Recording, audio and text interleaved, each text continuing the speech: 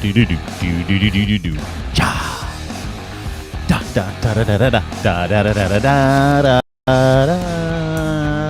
like singing off the top. I don't know why. I just like singing off the top. I'm allowed. I can do whatever I want. Welcome to the program. That's the best part. Doing whatever you want. Don't tell anybody that the key to success is autonomy. But it is. Like pure autonomy.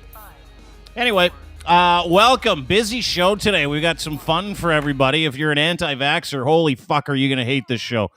Like, you're going to super hate this show. If you don't believe in science, and if you think that you're on the tip, if you think you know what's going on, you're going to hate us. Fuck, hate it. I think by just default, I had like 40 people suspended from Twitter, and I didn't even do I didn't even complain. Not even once. They do it to themselves. Anyway, we got that. We got some Star Wars to talk about, and we're going to pay tribute to our frontline workers today. Welcome. I am Dean. Joining me in the program today, please welcome James DeFiore. You see him there. He's got no hair, but he's a good man. There's Lachlan with his bucket of chicken. Please say hi to him as well. He's got no soul, but he's a good man as well. Yeah. And a special guest today. Really excited to bring this cat in. Please welcome a frontline worker, a paramedic, a biologist, a firefighter, a emergency services worker, my friend Brad Hopper, ladies and gentlemen. Please welcome Brad Hopper. He's a real man. You got it right. Thanks for the invite. Yeah, he's good to have you. Brad's here for a number of reasons. Hello, gentlemen. Good to see everybody today. Brad's by the way, you can get us on YouTube, Dean Blundell Show on YouTube, and Twitch as well, Dean Blundell TV. And if you're listening to us on Apple Podcasts or wherever you get your podcasts, you already know what you're doing, so I don't feel like I have to go over that. But Brad is like a 20-year emergency services worker, correct? Is that your deal? Yep, we're touching 20 very soon. Yeah. Okay. Paramedic. What? Go ahead. Go ahead. Yeah. No, go ahead. Firefighter. Yep. The been to both levels of paramedicine, so the advanced care, the higher end stuff as well as the basic stuff. Been there through SARS, and now we're living through COVID with everybody else. And I'm tired of reading the crap. We're all tired. We're tired. That's why we're here. And Locke has a great program going this August. And my time. It's more of a movement. Yeah, more of a movement, Brad. It's time for me to. Yeah, join we can tell. Yep. Well, and how this whole thing came about with Brad is Brad is a paramedic, and he lives just east of here, just east of Toronto. Fought SARS. He's been fighting COVID. And today I put up a tweet, and I'll just put the tweet up for you, because I watched this unbelievable video with a guy named Dr. Mark Klein. He's a physician-in-chief at Children's Hospital in New York, Pediatric Health. The video is incredible. I'll play it for you in a second. But when I played it, I said, good morning, kids. You're not immune from the COVID-19 Delta variant. Get them vaccinated. Not doing so based on your personal feelings or belief structure is abuse. Lying to them about it is predatory. And I fucking believe that. So here's the video. Listen to the doctor. And then I'll get into how this whole thing started and how we met Brad. We've learned that the Delta variant of COVID is a whole different animal from what we've dealt with in the past. And as I mentioned, really an infectious disease expert's worst nightmare.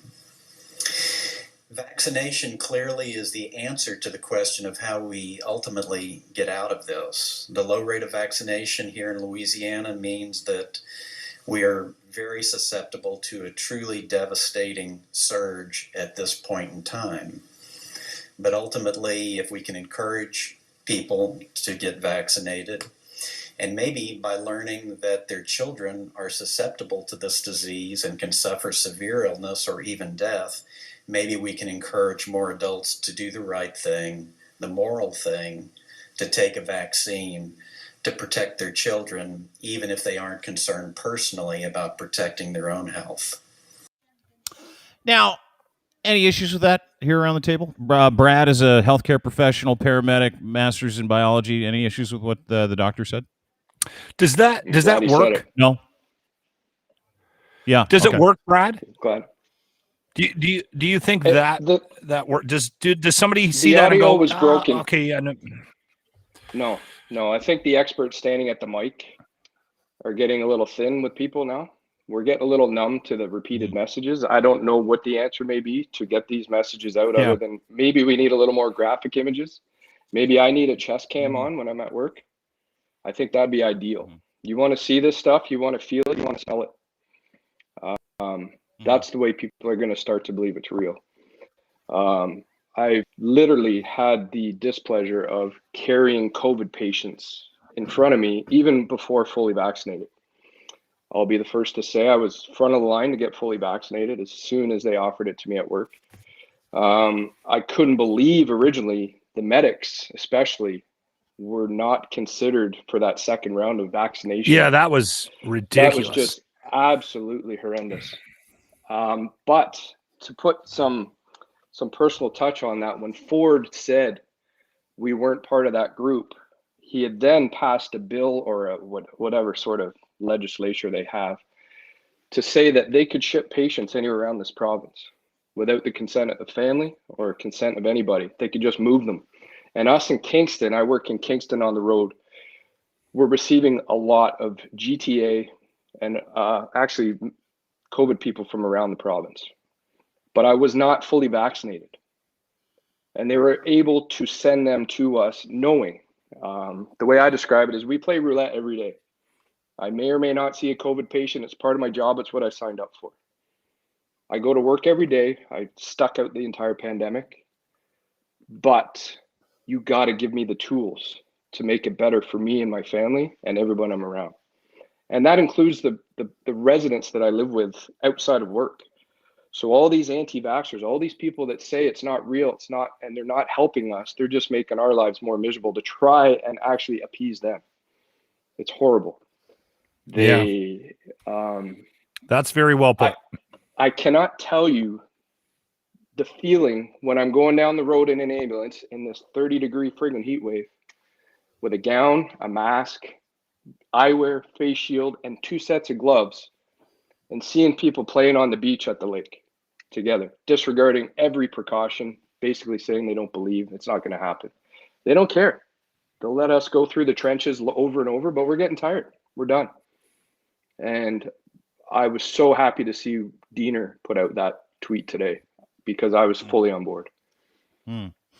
Yeah, the tweet itself garnered obviously hundreds of assholes in their replies, and that's when Brad's like, "Dude, can I come on and tell you how much I don't care about those people now either?" And as a paramedic, you're taught to care for every human life, but when you're put in a situation as a paramedic, as a frontline worker, and you see these tweets and these people that are saying don't get vaccinated. This guy, after I put that out, said, "Does the yawn come every month, lump sum, or is it by the word?" He's thinking I'm getting paid to talk about vaccines. I put out that tweet. This guy says kids are not immune from serious side effects of experimental treatments. COVID-2 presents minimal risk to children, whereas experimental treatments with long-term whatever, guy's a fucking idiot. When you see these tweets, this is it is not a vaccine. It's an mRNA spike. This is another one. Why have you posted safety vaccine? There's no justification to jab children. Disproportionately affects them. When you see like misinformation like this, and you're driving down the highway covered in hundreds of different pieces of PPE, and you're on the tail end of like a 10-hour shift, how does that make you feel as someone that's dealing with this in real time and that is standing between life and death for those people? Honestly, it's fucking maddening. That's all I can't say it any other way. I put my time in trying to protect everybody out there. I'm wearing that PPE as much to protect those around me as I am myself. It's a two-way street with that PPE. My biggest thing, I cannot express to you or any of you guys out there the feeling. One of the biggest things that COVID has done, and you may want to think about this very carefully, is it's prohibited us from transporting family or friends or close loved ones in the ambulance to the hospital anymore if we have patients with us. They've simply shut out the numbers. They're trying to lower the people, and this is province-wide, and it could be nationwide, I'm not sure. But that is the absolute worst feeling, Dean. I cannot explain. If I'm at a home, I've been at several sites now where I'm dealing with a dying loved one, and I have to tell the spouse of 62 years, was my last one, that they had to stay home. And that's put on me. That's my fault. I'm the one that's given that task. No one sees these things. No one cares about those parts of the job. They have no idea. They just want to go about their merry way and say that it's false, and they say that they won't want to wear PPE and whatever. And you have your opinions. But I think your opinion should be fact-based, not just opinion-based. And until that's happened, I'll debate arguments with anybody, and I'll listen to a good educated disagreement. But that is the absolute worst. Me wearing the PPE is one thing, but there is nothing like leaving a loved one at home as I transport their dying relative to the hospital, whether it be a child, a parent, or a spouse, whatever. Telling them no, they're not coming. There's no feeling. They don't train you for that. Brad, I think, first of all, I want to thank you for all the stuff that you do. I can tell I think everyone can tell by watching you that the emotional toll that this has taken on you is evident, and seems to be counterbalanced by some sort of strength that you must be able to summon up, because you don't look like a man who's anywhere near done doing his job. And I just want to thank you for that. I was just wondering if you thought that and I don't want to sound like a broken record, because I talk about this a lot, but who do you blame for the lack of trust that some section of the population has for the science or for this fluid situation, and they're not adjusting in the right way? Like who and there's probably more than one person to blame or group to blame, but who do you mostly blame for that? The biggest thing that I blame right now is social media and the lack of filters or editing or authenticity that comes with it. That wasn't there so much with SARS. Like SARS was what, 2002? Mm-hmm. Yeah, there was no social media back then. So. There was very little of that, and the distrust, the anti-movement was nowhere near what it was there. And I was in the epicenter. I was in North York. I was working out of Sunnybrook. I was that way. North York General was a big one. But I didn't see any of this. And it certainly didn't persist this long and mutate this long. It's a different beast, but it's still a SARS virus. COVID is still a SARS virus. We're still dealing with the same beast, just different entities of it. And I blame, there's a lot of power behind being anonymous. There's a lot of power hiding behind social media. People can say a lot of things that I don't know if a lot of these people would sit down one-on-one with me in a room and literally tell me their thoughts, when I can back it up with pictures, thoughts, feelings, emotion, whatever you need. I have a background to it. So I do blame this network around the world that's connecting these people that have these thoughts that would usually have been so disconnected in the past. And I don't understand the child thing. I don't understand the pediatric thing. I understand there's concerns. I was concerned about getting a vaccination myself. You never know. There's always a risk. But we've been doing pediatric vaccinations for eons. I know myself, going into school, you had your measles, mumps, rubella, you had your Hep A, your Hep B type. Like, we had so many of them, and suddenly this is. Do you remember that? Do you remember that too, Brad? Do you remember when? Because we were talking about that on the vaccine. Yeah, we got the little card. I got it at home too. And do you remember what they would do? Is you would go as a whole class into a gymnasium, and you'd have Rathilda and Cheryl, and they would be there with their little fucking hats, and you would line up, and Rathilda and Cheryl would be sitting at these two desks, and you would get in one of two lines, and you was next jab gone, right. Next jab gone, and then you would get your card after you got your jab, and you would take it home. You give it to your parents if you remember how that works. 100%. But there was never social media back then. I'm sure you did. There was never social media back then, but at the same time, we weren't as self-aware, right? Like, that's what I find really interesting about this whole thing. Going through some of the tweets that people sent me today, like, I got everything. I got called a cunt. I got called a liar. I got called a shill for Big Pharma. I got called a cult member, which is fucking amazing to me. Because I'm You're like, not a liar, a shill, or a cult member. I know the one that's left. Yeah, I get that. Yeah. And then I watched literally all of these, like these guys, all of their shit just disappeared. every one of their tweets disappeared. This tweet is suspended. This tweet is suspended. This tweet is suspended. And when I started to see the suspensions, because I didn't complain once. Like, I never report people because I never want to be that guy, right? Like, I think there are a lot of people out there that just report misinformation for fun because they're bored and they got nothing else to do. That's one of the, and that's great. They're the keepers of the gate of misinformation. I'm not one of them. So I don't get people suspended or blocked.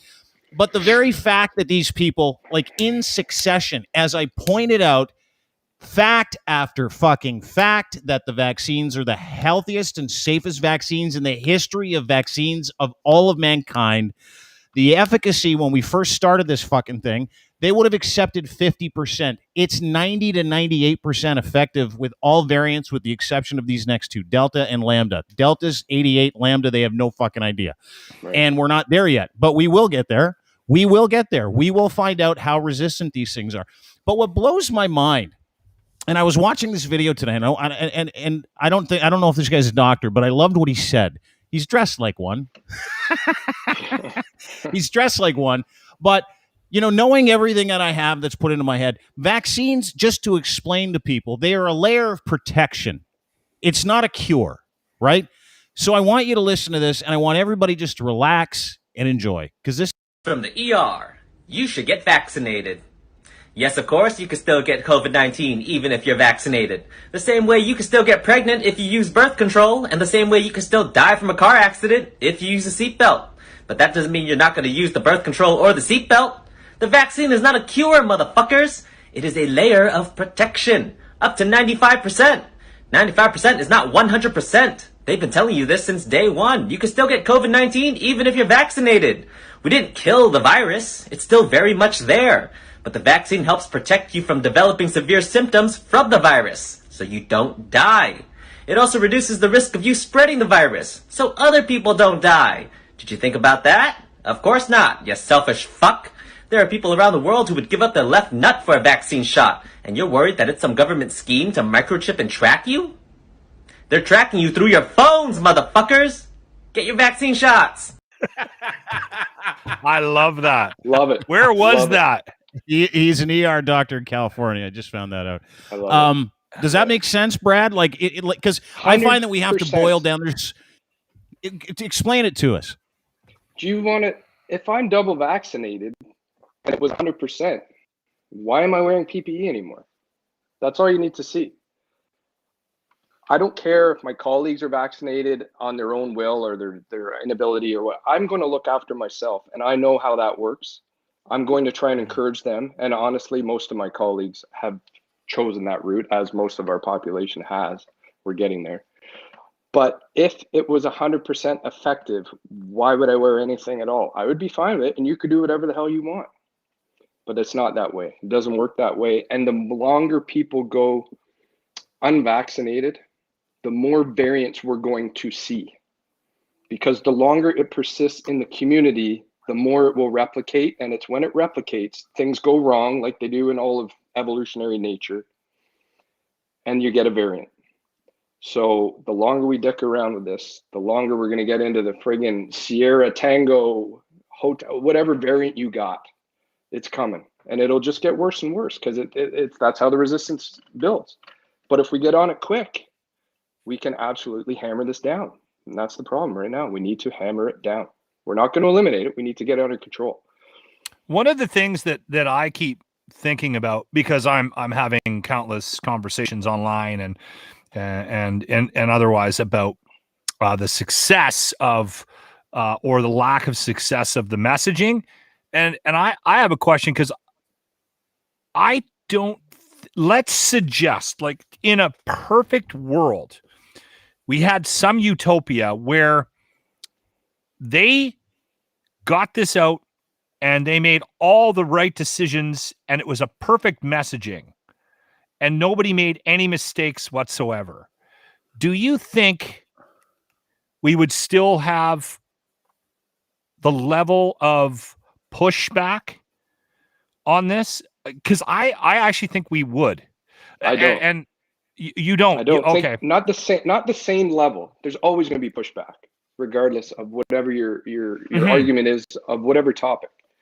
But I think people see the vaccination as their one in whatever chance of getting that odd, terrible side effect, up to and including fatality. It's true.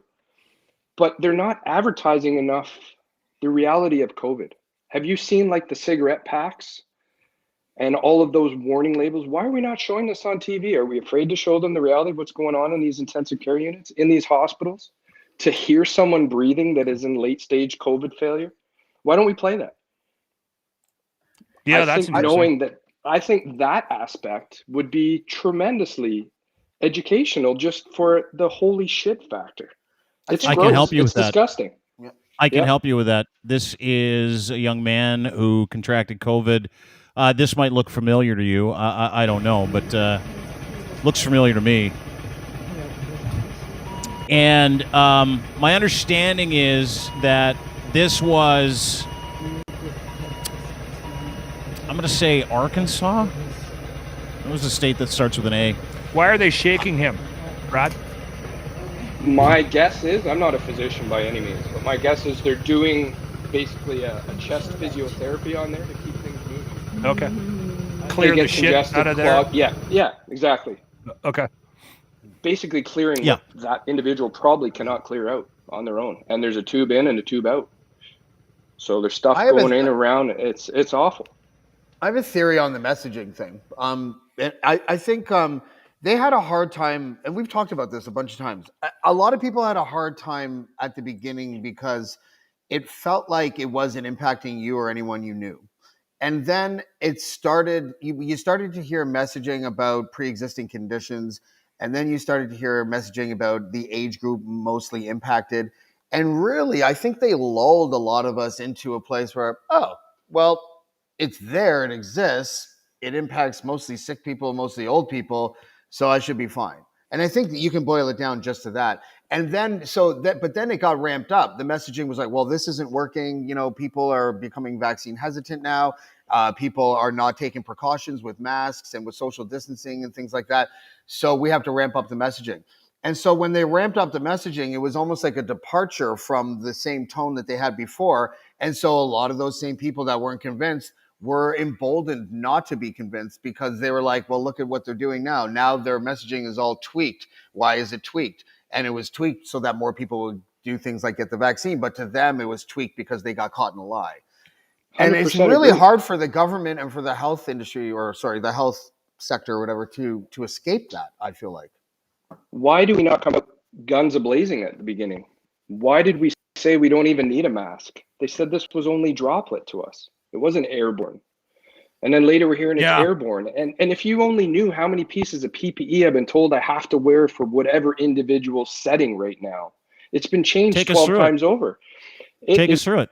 Unbelievable. So it depends on the procedures that we are doing. We go into a room and we go into your house and we have to ask you a series of screening questions that you would get in any facility. You've probably had it when you go to friggin' the MTO for a driver's license. Like they ask you the same question. We ask those questions, and based on how you answer those, which just so you know now, it's almost impossible to get a positive answer, like to pass the screening. You're going to fail because if you've had the shits in the last 4 days, you're going to fail. If you've had that KFC, I failed for sure. You're done. So it's to the point then. Yeah, we need to remove ourselves and now don a fully encapsulated gown. 2 sets of gloves, change the type of mask we wear. The paper blue masks, those are known as surgical masks, the ones everyone's wearing in public. We then have to switch to those N95 masks that you see the NHL coaches pulling off their face all the time on the bench. So we have to level up because there's a chance that we're going to get exposed. If we're doing anything with the airway, if we're providing any ventilations, if we're suctioning, if we're doing anything around that, it's another level on top of that. And they've changed it, honestly, a dozen times as to what we are required to wear and why we're required to wear it, because they keep changing their mind. At the beginning, it was awful. This isn't anything, just like James was saying. They kind of downplayed it and then they come back guns a-blazing, and now it's like people are going to not believe that. So I believe they dropped the ball right at the beginning, because now people are like, really? You didn't know what you're talking about then. Why do you know now? Yeah. I think it would have been funny if you have the runs, they make you wear a brown outfit. Yeah. Okay. Give me the fair, blues. yeah. Give me. You got the shits. Give me the blues. James is laughing at a poop joke. Everybody. Well, James thinks that's pretty funny. I was also thinking that when Brad was like, "Yeah, even if you have the shits, you'll fail," and Dean was like, "Well, I guess I failed a couple days ago," and I'm like, "I guess Lachlan's gonna fail in about an hour." and a half. I fucking To put it failed in- my COVID test like about 10 minutes ago, actually. So To put it in perspective, but I'm double back. Sorry, Vic. Go ahead.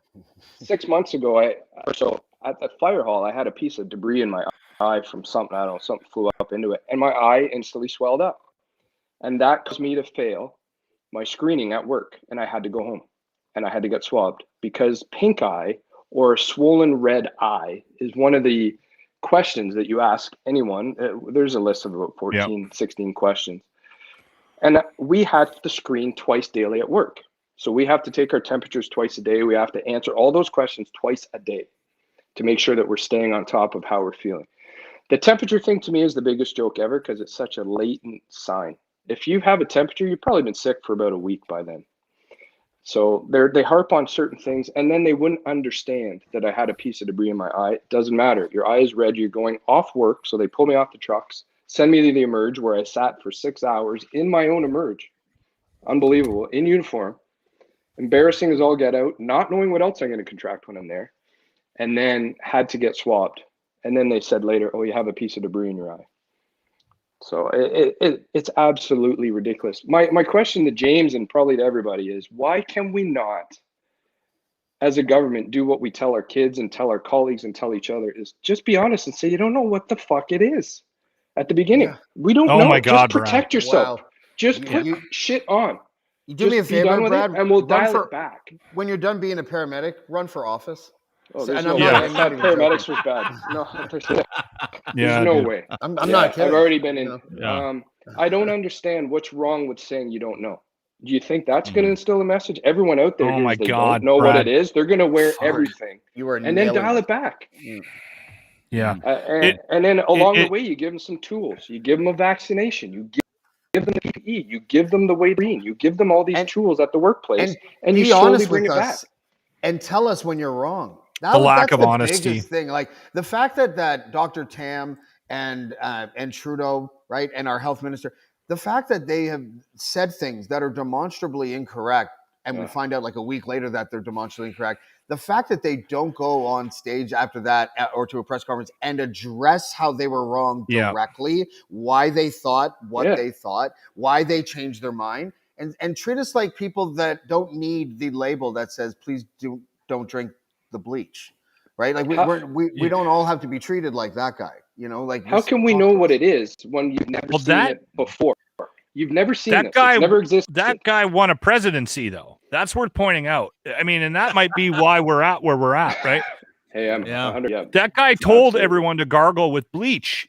Well, he didn't quite say that, but yes.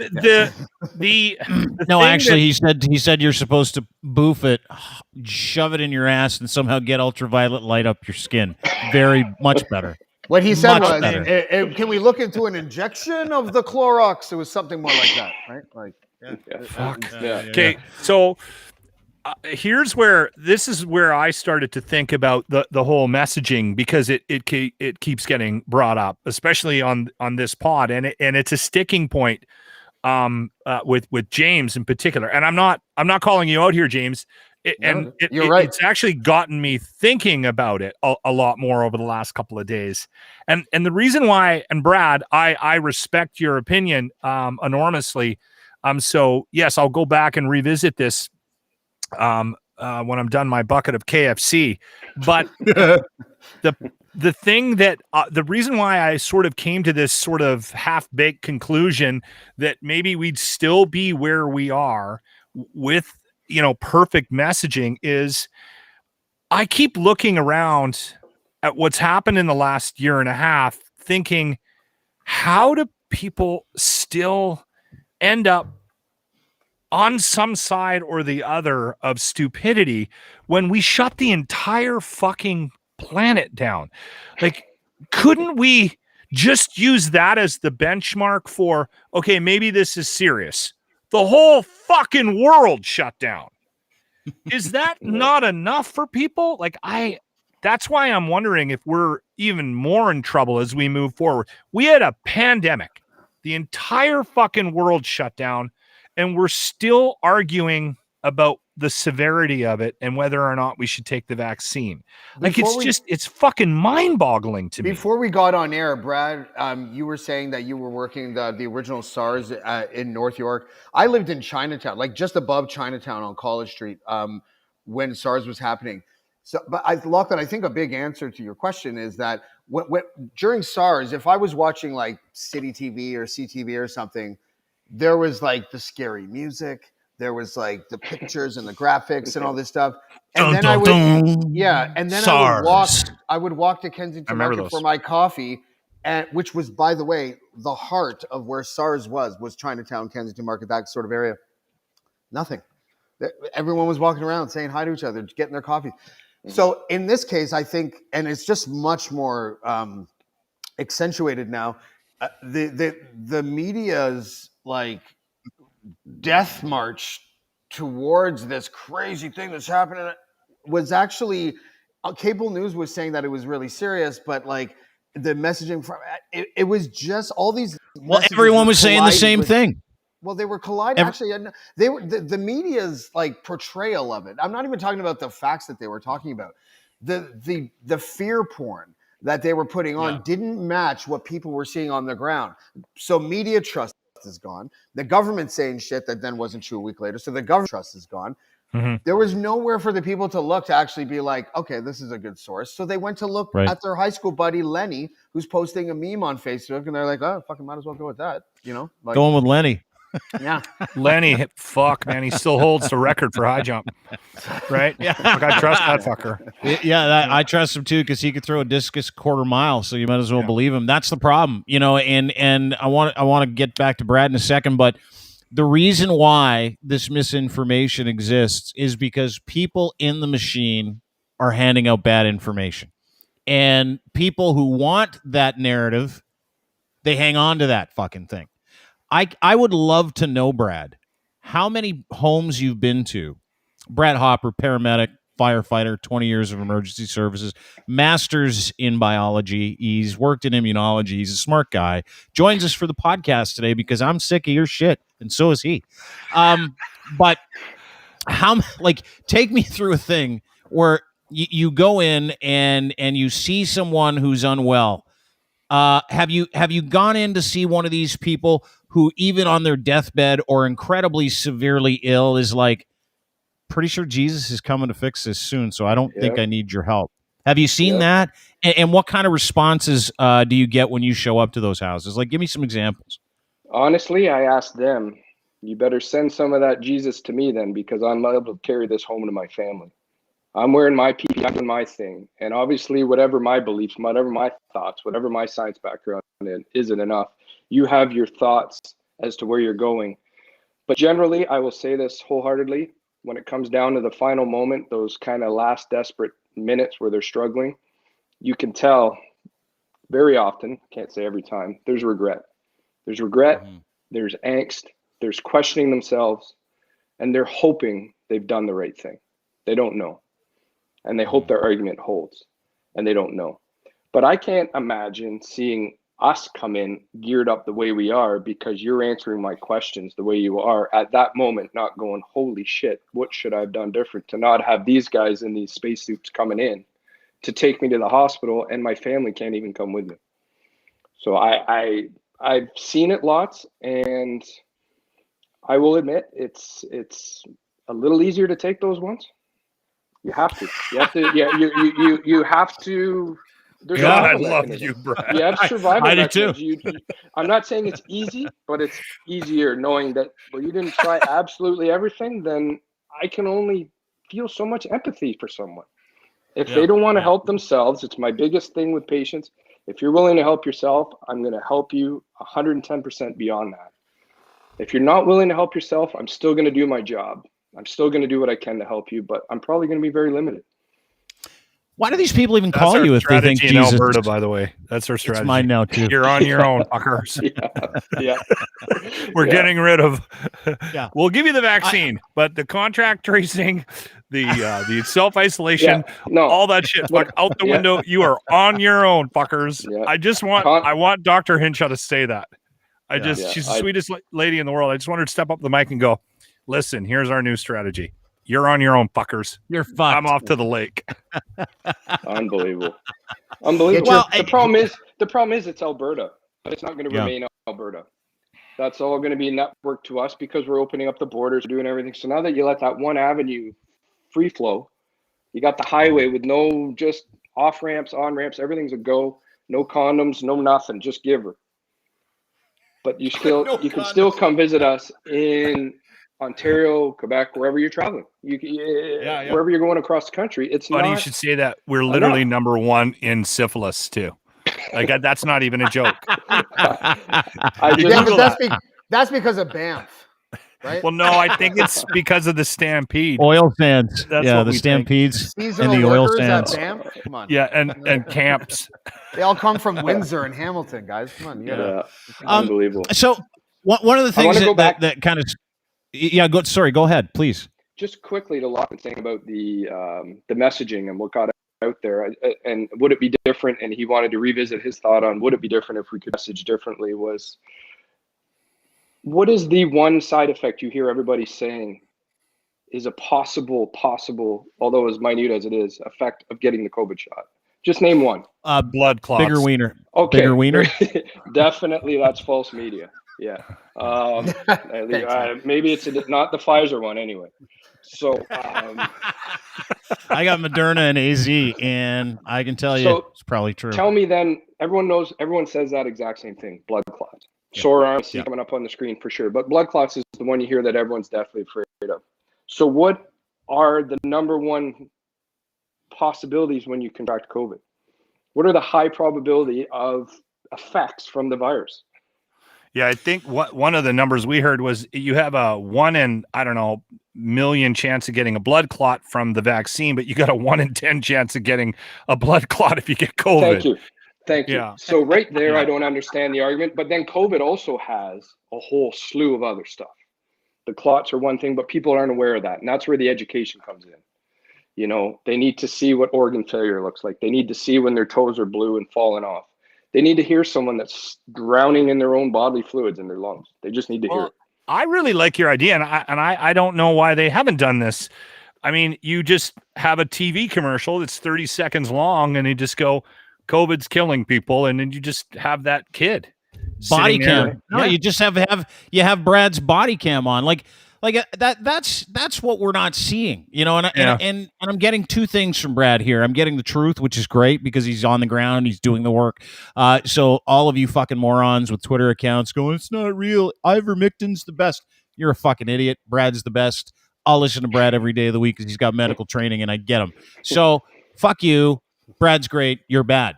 But in the capacity with which I understand this conversation, I'm getting a real heavy hold it. No one's talking about the people on the front lines anymore.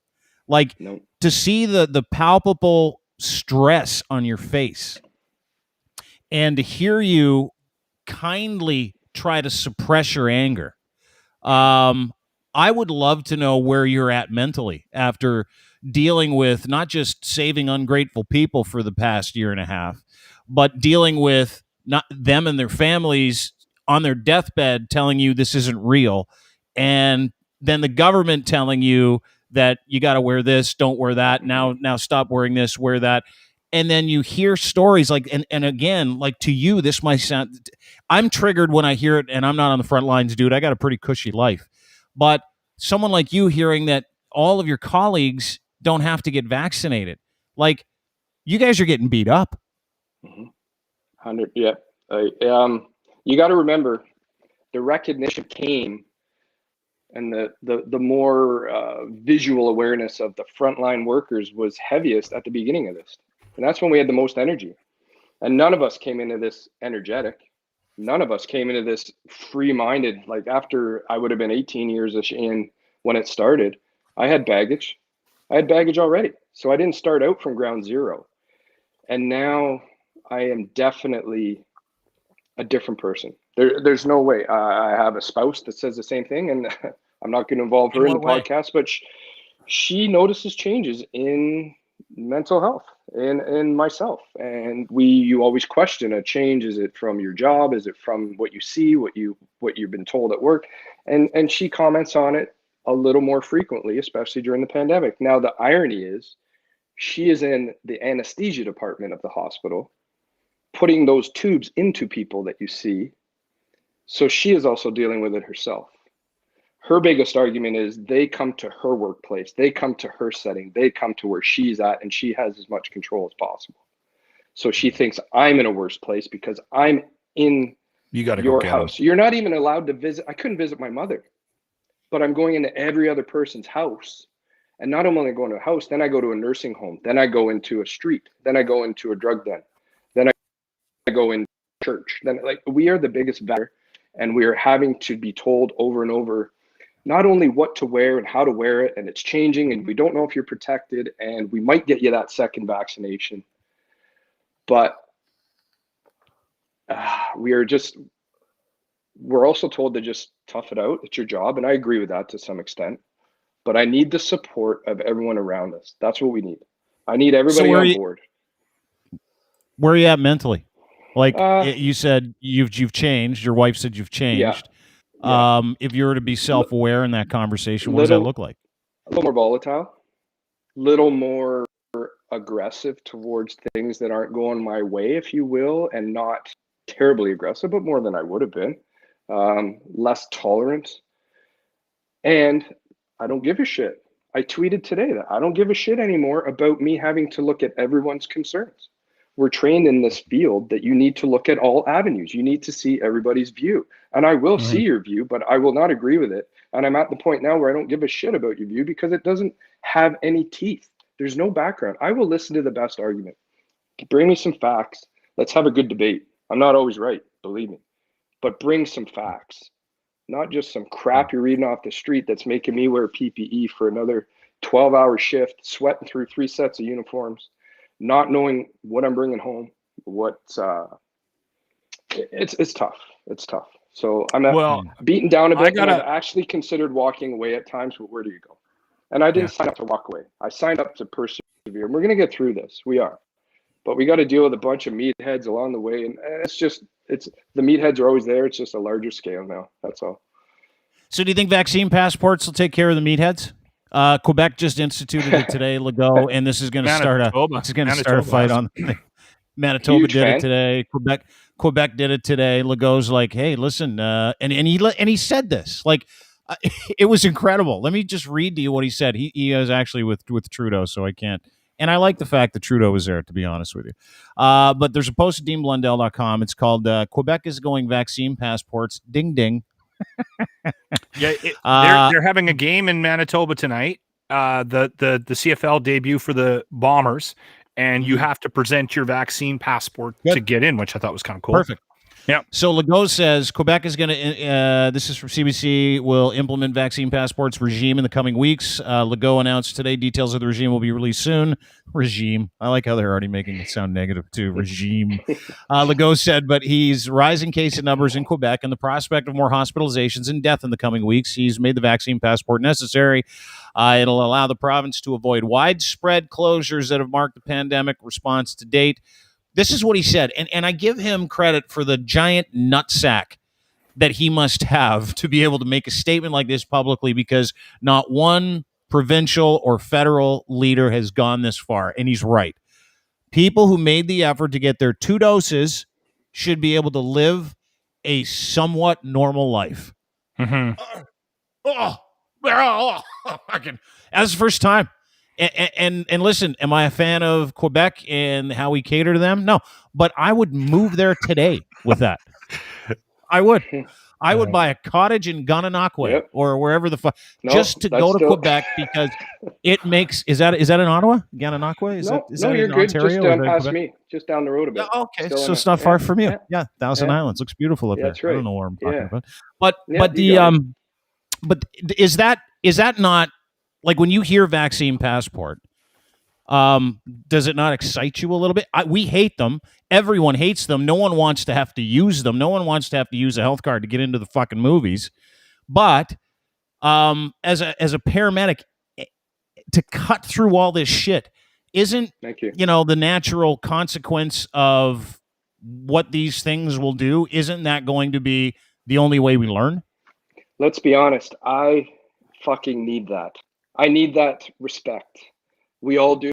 And I speak on behalf of all of us that I work alongside, and those that I haven't even met. I need an outlet. I need a time off from my job where I can go to a haven, a safe environment where I know that it's been screened as best as possible. So I can just wear one simple normal mask and watch a goddamn movie. That's what I need. I also need to know that our efforts, where this stems from is one of the biggest things that we went through in the pandemic was frontline workers. Thank you so much. You're amazing. We love you. We're so good. And all of that does not fall on deaf ears. It's very much appreciated. And we all do it for a particular reason. And usually it's not for the camaraderie. It's basically for the love of what you do. But at some point, I need to know that my outlets are safe. The beginning of the pandemic, they took away my golf. They took away my fishing. They took away my visiting family. So they said, go do your job. You're amazing at what you do. We really need you. Here's a box of donuts. Thank you so much for what you do, and stay away from it because you're like a leper. We were literally like, people wanted to say, we love you. Don't come near me. And they said, we know you have PTSD or you're gaining mental health issues. You're doing this, but don't go golf. Just fucking deal with it. So now that we're here, let's get these passports going so that all of us, not just us, can fucking have an outlet where we can just let our hair down, if you will. Just go and relax for an hour. Sorry. You get it, James. You got it. Yeah, I do. We should start the Bald Heroes Foundation because I'm right there with it. Well, and listen, that's such a fucking great point. Like, and I think that's what everybody's been trying to say, but like hyper focus this on you and paramedics and frontline workers right now, not us, but people that have had to deal with this, people that have had to not just deal with people who want to get better, but deal with scabs of people who don't want to get better and are fighting the process as this man and his colleagues are going into their disgusting houses to pick these fucking dirty people up and take their ungrateful asses to the hospital just to give them a fucking chance. Just to give them a fucking chance. Well said. And then go home and figure out how you're going to deal with it because we took everything away from you.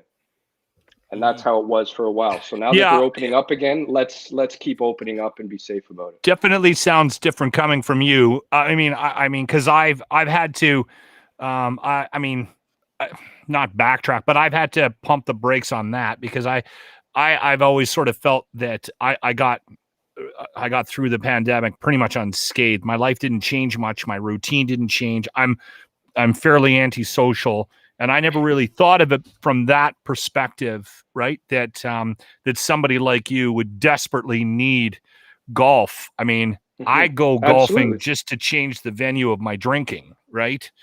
So just it's a different place to drink.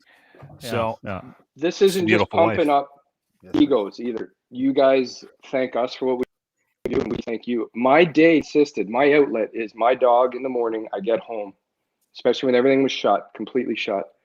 And your podcast would come on. I would have to listen to it the next day because I wouldn't be able to stream some of that stuff through the public workplace. But why not? Why not, Hopper? Why not, bud? Well, because I'm hopeful to have the job. I'll be the one to decide when to leave, I hope. But that was my outlet. Walking my dog, pods in, listening to the podcast, having a good laugh. So you don't downplay your lack of involvement in this. There's a lot of people that agree with me that and many of the people in your line of work are a tremendous support group for us. It's all we had. That's fair. But personally, I find it tough when you get into an argument with somebody about this, whether or not we should allow people that are unvaccinated to do things with the people that are vaccinated, because, it seems a little selfish if you from a guy that's double vaxxed to go, well, I don't want to go to the baseball game with a bunch of dirty unvaxxed, you know what I mean? Like it, and then they say there shouldn't be discrimination. It doesn't matter what That's kind all of you're worried about, dude. That's all you're worried about. That's all other people are worried about. Like, I am so fucking far past giving a shit what other people say that it is awesome. Like, I've been set free from it over the past couple of years because of my understanding of a stranger's opinion. A stranger's opinion on me or my actions matter zero. None. Don't give a fuck, especially if my intentions are for the greater good. And I say it all the time. As a practicing Stoic, the greater good is the only concern I have. Is how can I contribute to the greater good? Civically, spiritually, emotionally, and physically. And you know how you do that? Is by supporting people that are doing their best for people who don't want the best done for them. And paramedics, frontline workers, people like my friend Brad Hopper here, don't deserve your respect. They deserve to have their demands met. They deserve to have someone come into a room, sit down with Brad, and to listen to the stories of fucking nightmarish triage that he has to go through on a daily basis to pay his rent, with not only no appreciation coming back from the people who ask him to do that job, not only no appreciation for the effort that he makes, no appreciation for the place that we're in, which is a fucking global pandemic, none. And then on top of it, when he actually goes to help those people, they stop giving a shit because they seem to think that they know better because they found something on Google from Dr. Malone or Dr. Dickhead or Dr. Shitlips or whoever it is that's saying, oh, no, this is different. This isn't what you say it is. You know, Shitlips did my vasectomy in Winnipeg in 2005, by the way. So that's the concern now from this conversation. Listen, I'm done convincing people, and I could put out a note the other day about COVID, and it was directed at the vaccine hesitant. Nobody else. I said, I'm only talking to you. If you're still in a self-aware individual, here's what I have to tell you. And I put out this note, and I said, it's for the greater good. I could care less. I want anti-vaxxers to be really happy people. I do. I want them to live a long, joyful, experiential life, just like vaxxers, just like you, just like me, just like everybody else. But I want you to get there. And that's what people like Brad are here for. And where the disconnect is, two different disconnects. One is the government. The other one are assholes. Now, in that asshole group, there's some subgroups, right? The subgroups are people who physically can't get vaccinated because they have pre-existing conditions. So let's put them over here. I'm talking about someone who tweets me and calls me a cunt for saying, hey, probably a good idea to get your kids vaccinated because they're not immune to the Delta variant, and here's the information that you need to read to substantiate my claim. And then I get called a shill. And then someone tells Brad they have no right to give their loved one some steroids on the way to the hospital because God's going to save them. Yep. You can all go fuck yourselves, every single one of you, because you don't matter. You're not part of the machine. You're not part of the wellness. You're not part of the greater good. And it doesn't kill me to say that because I'm very much entrenched in where Brad is I just want this thing to fucking get figured out. And if we can use our best science and if we can employ good fucking people to be able to deliver this message, we get caught up in the messaging. The messaging doesn't matter. We all know the fucking people are crazy. If you do not believe in this, you do not count. You do not matter. That's a fact. So what Brad's saying is, oh, yeah, you don't. And what Brad's saying is this, is I'm done caring about those people. No, you don't. Well, of course. The people who are fighting this don't matter more. No, they don't. No. They matter less. No, but what you just said was that the people that, if I heard you correctly, the people that aren't basically buying the facts and buying the signs, they don't matter, right? Mm-hmm. But they matter more because they're going to be directly responsible for how long this lasts. No, they don't, because vaccine passports might be the way coming. They think, though, too. Oh yeah, like I think that's goal. part of the delusion. No, but why would they think so? So they're not getting the vax because they want to spread the virus more? They're not getting the vaccine because their personal freedoms or freedom of obligation is more important to them than the greater good. But that makes so they're not part of the solution. That makes them most important. No, okay. So I guess maybe we're talking past each other. I find that the unvaccinated to be the most important group right now, whether we like that or not, because they are going to be directly responsible for continuing to spread the virus. And so I think we have to figure out what's more important, being right or being effective, because those don't always intersect. Mm-hmm. So I think that if we're going to effectively get the most important group, the unvaccinated, to become vaccinated and help stop the spread, we need to figure out a way to effectively tell them or convince them to get the vaccination. They did today. They become the most important group. You're no longer important because you're double vaxxed. I'm no longer important because I'm very important. I'm single vaxxed. I'm still holding up for the Pfizer, but whatever. But you know what I mean? Like it feels like, and you know what?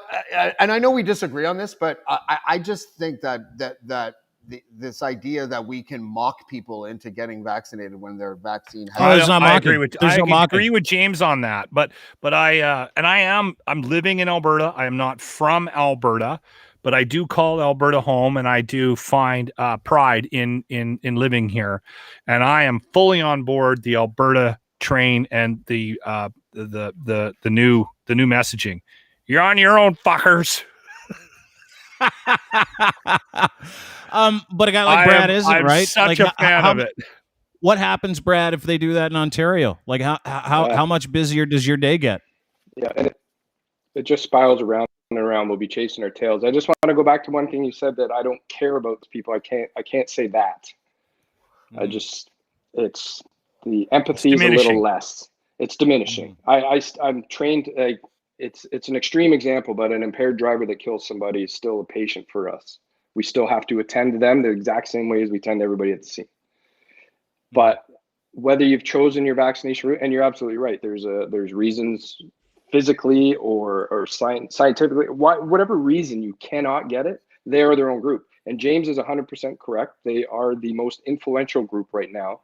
That is why we need the passports. We need to make sure that their movements are a little more regulated. And I'm not saying we're going to control them like robots, but their entitlements are a little bit less because we're trying to get out of this. No one's mentioned the passports with a time frame. Why don't we even have a 6-month window and we'll just keep moving it? Why everyone thinks that it's forever. It doesn't need to be forever. If we can get over this hump, let's just kind of jump on board and say, you don't want to get vaccinated? Do you want to get locked down again? Because it's going to probably be one or the other. If you want to get locked down again, would you rather be locked down or would you rather have passports? And then you got to kind of start weighing these things out. The passports, I think, they're seen as a reward, but they're more or less a public control measure to help control the spread of this, because we can still carry it vaccinated. We can still get it. We can still have symptoms, but we're prone, the fully vaccinated, to transfer it to others. They technically, if you're not vaccinated, you shouldn't want to be around me because I might not even have symptoms and I might have it. And now you can get it from me. I think we should treat it the way we treat anyone in our house. If they came in the door saying you do not have any sort of vaccinations or immunizations of any kind, whatever, you'd probably treat that individual a little different in your house. You're going to let them in, but you're going to be a little more controlling on what they're doing in your house. And I think that's the way we should go with it. You know what is interesting though? I've never positioned the vaccine passport as a reward system, because for front and foremost, the conversation everybody has about them is that it's some form of authoritarianism, right? Like, so that's the problem we have right now, is that that's where everyone positions it. Even the people that are for it. Like, I'm kind of floating in the middle on the vaccine passport thing, because I really, really want to see them do it, because I want to see that group lose their minds, but I don't agree with it. Yeah, right? Part of us are just here for the content, Brad. Like that's exciting. Like, who doesn't want to watch some podunk loser stand outside of Montana's losers? Go crazy. Can't go in I get for it. ribs, I get right? Because I would be in Montana's going, "Hey, fucker, these are good ribs. Yeah, Best ribs I ever had." That would be me. And they're free today. Free ribs for everyone in here I'm today. Vaccinated. Out there, you have nothing. Then hold up. I think we need to put our best foot forward. There's no right answer to this. It's just what is our best foot. And our best foot right now is in this stage of however many lockdowns, which stage, whatever Delta, whatever variant we're in, we're at the point now where our next best foot may be these passports, just to kind of reel it in, control it a little better, and try and get ahead of this so that we can move forward. We're not moving forward very well. We keep getting back into, I read daily that we might be going back into a lockdown because of Delta. But we're being held back by that group, though. That group that we keep referencing, regardless of how big they are or how important they are, we're being held back by that group. And that's Not the greater good. Really enjoyed this, Brad. You've really made us look at things very differently, because you're coming at it from a very different perspective, and I hope a lot of people watch this. I really do, because one thing you said, Brad, that I thought was like key to the passport thing, because even I might come on board with it, because I'm going to be double vaxxed anti-passport guy, right? But what you referenced, you didn't use this phrase, I don't think, but you referenced sort of a sunset clause, so that the passport, okay, we're going to try this for 6 months, and after those 6 months, if the virus has gone away or whatever, then we'll suspend their use. That is something I can get behind, because it's not a forever thing, and it's not authoritarian. At least it's authoritarian light, at least, like, because you have a sunset clause attached to it. Yeah. That would be a lot. Again, messaging, like you can't, the government hasn't.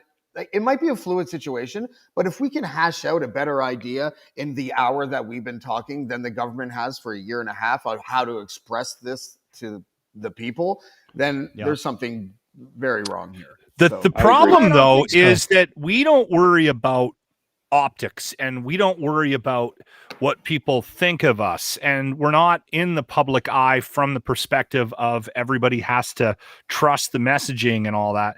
I mean, the thing that was driving me crazy at the beginning of COVID was there was zero conversation about what people needed to do to help their immune system. And I kept tweeting it. Why are we not hearing the mess and saying it on the radio? And I finally got a message from somebody saying that public officials now are so worried, they're so handcuffed by what they can and can't say from we're going to hurt somebody's feelings. Right? Dude, look at you. Look at you. Look at you, a self-proclaimed, and you are a guy who loves to voice his opinion. You love to tell people how you feel. Look at how you've handled this just in this conversation. And over the past little bit, like, you're hard on the movement, and then you're like, I kind of get it. But like, you said something in this conversation that I found was interesting. You're like, yeah, it's just an unpopular conversation to have on the radio, right? Like you just don't want to come out and say it because you don't want to deal with it. I got a fucking great message from someone in our comment section today. I won't bother reading it, but you can go and check it out in our comment section. And one of the things that this person said was, I'm sending this to you privately in your comment section because I'm afraid of people online. And I'm like, it's true. I'll do it. I'll do it for you. And that is what this very small percentage of cum-brained losers are capable of, is making that person afraid to stand up for the truth and facts, right? Mm-hmm. So, like, we're not dealing with the same thing that we dealt with SARS. It's very, very different, because we've inserted anonymous douchebaggery into this whole thing, right? And with anonymous douchebaggery comes what we are fighting today, which is misinformation, which gets pulled down. Dude, we know it. Like, we had an anti-vaxxer on with us, I don't know, a couple weeks ago, and we got our YouTube thing suspended. Sherry Strong. And we shit on basically everything she said in real time, because big media is starting to understand it, right? And I know that that's a sacrifice that we're going to have to make when it comes to content sometimes. So I really don't care, because there's something bigger here. And what's bigger here are not just Brad and people like Brad, paramedics, frontline workers, but what's bigger here is we need to get back to life. We got to put our best foot forward, as Brad said. And the only way to do that, and people are going to get crazy angry, is by saying we need to have a system where fully vaccinated people can contribute and operate in life, and we can leave behind the noise from that 10%. We can just disregard the noise. And the only way that happens, as Brad said, And as everybody knows, including every science table in every province and Dr. Tam, everybody knows it. Like, you can't get away from this. It has to happen. And it is the only way we're going to learn, in my opinion. And Brad said it very, very well too. We need to start looking at it from the perspective of a reward situation. We are going to reward the people that aren't fucking idiots who got double vaxxed. And again, the messaging, we're able to say things like that. The doctors and the authority figures are not allowed to say that. Like, they're not allowed to jump up and say, "Listen, Brad, is that Patty, true? We can't call patients idiots. Is that true? Not witnessed. Not Idiocy witnessed. is actually a medical term, isn't it? So you Yeah, can probably call patients an yeah. idiot. Listen, fatty, get on a treadmill because there's a chance you're going to die quicker if you get this." You can't say that. How many people have you seen die from this personally, Brad?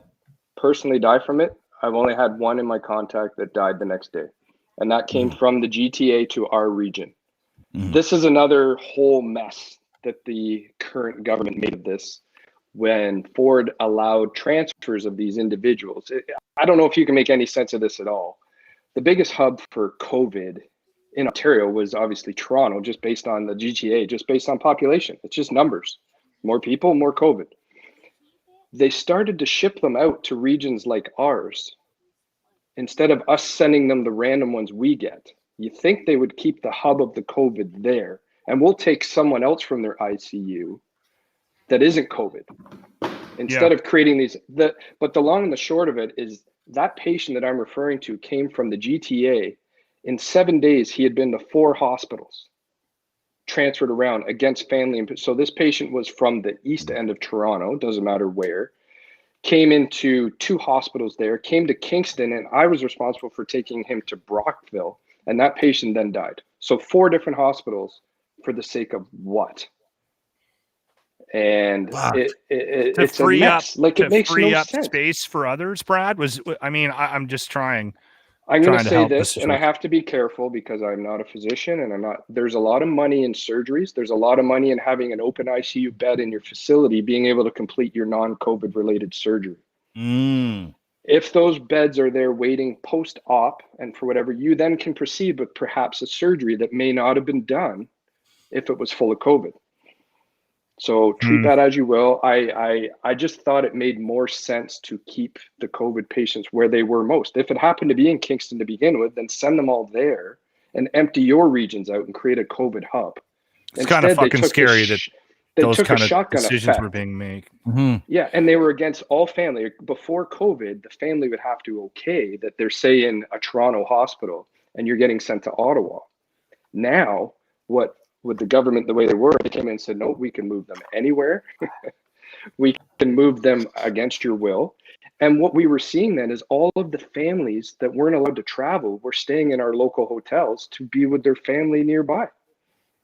It was making everyone such a mess. Exactly. They're just spreading people from the regions all over. Anyway, it didn't work. Our numbers are going down. Our ICU numbers are looking very good in all directions, I believe, all parts of the province, but that doesn't mean they're going to stay that way. And I know that we're not going to go into this tired, but we had it. We're getting it. Let's just keep our foot on the pedal for a little bit longer. It's interesting. You mentioned I'll equate it to a road closure. No one wants the road to be closed. No one wants the Don Valley shut down on the weekend. But for one weekend, you can then probably drive on it. Well, the Don Valley's different, but you could probably drive on it for another 2 years before they have to look at fixing it again. So we got to just close that road for a little bit, whether it's passports or however we're going to do it, so that we can reap those rewards for longer. I don't know when the last time you were on the Don Valley was, but that happens every 6 months. Okay. Yeah. Okay. And it actually shortens the life of the highway. Sure. I wanted to bring up something quickly because I think it's worth bringing up just based on the overall context of the conversation. And I can't remember if it was you, Brad, I think it was Dean, where we mentioned SARS and that that SARS has nothing to do with where we're at right now, but it kind of does, right? Do you think, Brad, how much of a conversation were you having as a frontline worker about the numbers of SARS compared to COVID, which is a form of SARS? And how much do you think what happened with SARS played a role in the decisions that they made to lock certain things down, because they were saying that, comparatively speaking, if you got SARS, you had a 1 in 10 chance of dying. If you got COVID, it was much like 1 in 100. But the infection rate of COVID is so much higher. And there was that initial concern when they didn't know what this was, outside of the fact that it was connected to this SARS thing, that if it did have this kind of infection rate and it had the mortality rate of SARS from the early 2000s, we would have been just completely fucked. Was there that conversation in the medical community? It was actually, with our end of things in the frontline world, it was actually the opposite. You'd be quite surprised. We got numb to it. In 2002, when SARS came in and it went, we implemented all of these infection control measures and screening tools that we were using. Basically, if someone had a fever, and everyone was getting their temperature taken at the hospital. So by the time COVID hit, it had been going on for 16 years, 17 years, and everyone was just numb to it. Yeah, whatever, temperature. And the response to this possible second pandemic, to me, was actually quite lagged. I was surprised at the shutdown, the lockdown. I was surprised at how minimal the PPE implementation was at the beginning. I would have thought, probably much like you, that SARS would have triggered a massive response, like over the top. Oh my gosh, this might be another one coming. Let's lock it down. Let's shut it down. Everyone wear every piece of equipment you have, and let's get on top of this. And it didn't. They dilly-dallied with it. They've told us different stories. They withheld our vaccinations for frontline work. It was just a shit show, just an absolute mess. And we're paying for that now, because not only are we paying for how long the pandemic has gone on, we're paying for the fact that the public, like James was saying, no longer can really trust those messages anymore. So maybe we need to shift focus and deliver them a little differently. I don't know how much Teresa Tam influences anyone. I know a lot of people that just change the channel. I can say this is that there's reasons, I watch anti-vaxxers hit me with, oh yeah, Pfizer's only ever been in it for the money. I'm like, I know. I get that. Like, that's what drug companies are. And but thank goodness they're out there. Thank God they exist. They still need to create products that work. Why does everyone take that dinger pill? Because it works, man. Yeah. Or so I've heard. Because it gives you know a what the dinger pill boner. is, right? James, you know what the dinger pill is? That's the it's an antidepressant, right? The blue diamond. Yeah. Yeah, it depends how long you go for, but yes, it can be an antidepressant.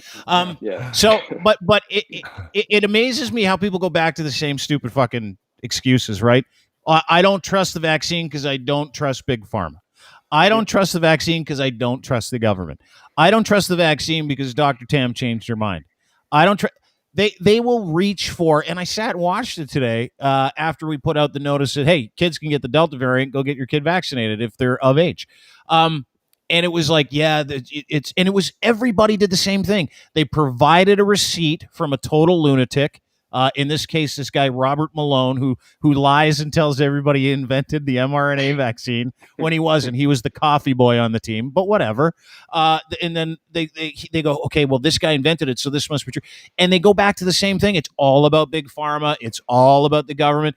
And they never, and I've asked them this fucking thousands of times. I probably did it 30 times today. Show me your source material. Show me where that came from. Exactly. And one was like truelifenews.com. And I'm like, yeah, that's not a news source. The Irish Examiner, not a news source. It's not a medical paper. And then another one was like cleareyes.com. And I'm like, you're a fucking idiot. I can't believe I have to continue to explain this to people that those are not medical documents. Yeah, but anything they can grab that relies, that helps them rely on a lie that looks legitimate and pointing to distrust, it's the same fucking playbook. And if you're out there going, how do these people get traction? It's because people love that outrage. They fucking love it. They live for it. It's also because people are not trained to do research. Like, we used to be able to watch the news. Like, back in the day, there was 3 networks and no internet, and we basically had to trust the guy that was talking to us.